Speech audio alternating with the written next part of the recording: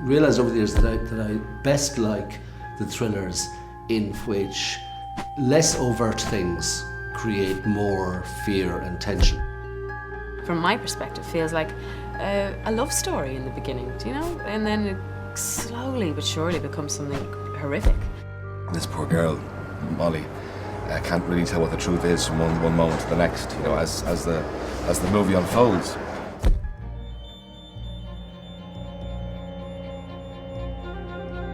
I think because of what happened to her father a year previously, she associates the kind of the city life and the hustle and bustle and the kind of traffic with violence. And she kind of takes the situation into her own hands and says she's going to get out of Dublin. The film opens with her starting this new life. On the one hand, she's able to play that sense of confidence of a young woman in Ireland today, while at the same time, the vulnerability that lurks underneath because of things that have happened in her past. He's a fairly average guy. I mean, he's average on every level almost. I mean, he's a normal, hard-working, loving person that's kind of put through exceptional circumstances and reacts in his own way to them. Is he the guy who is on her side and is going to ultimately save her?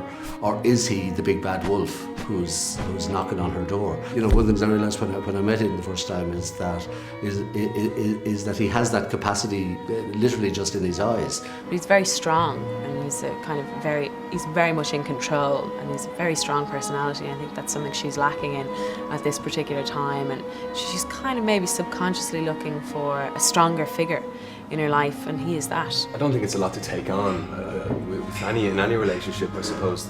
You know, everybody comes with baggage, you know, and I mean, she has horrible things that have happened to her, and I suppose, you know, it doesn't necessarily affect her as a person, it's more things to deal with.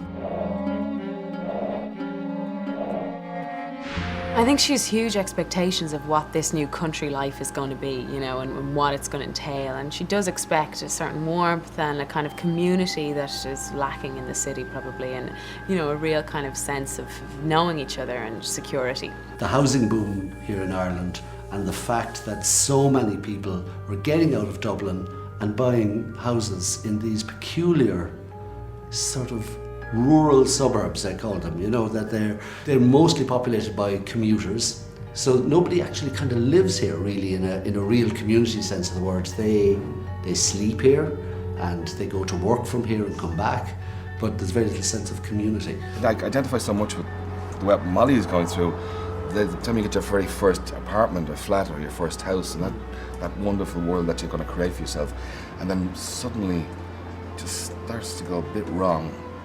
And then it just gets worse and your whole world starts to crumble and you really feel that, you know, this dream you'd created in your own head is shattered. She has this old couple who have been kind of taking care of her since her father died, taking care of her as in letting her stay in their house. She moves away from them, but they keep reappearing and suspicion hangs over them. The only person that she can trust in the village is Joe.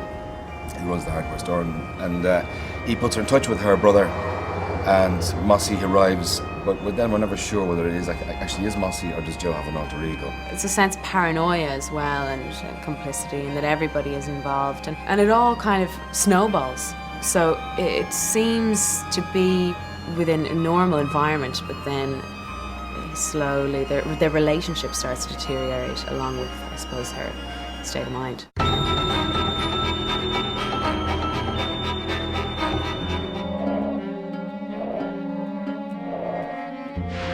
If you have a good crew to make a film, then it will be a well-made film. So, you know, when you put that team together, they offer you all the ideas, they offer you all the look of the place, the design of it, the lighting, you know, and that's why I like working with people a second or a third time, is that they get used to translating what I say.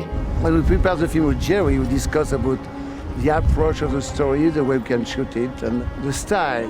And at one point, the style is coming from the production side, because this film, because we have a low-budget film, we obliged to make that very simple.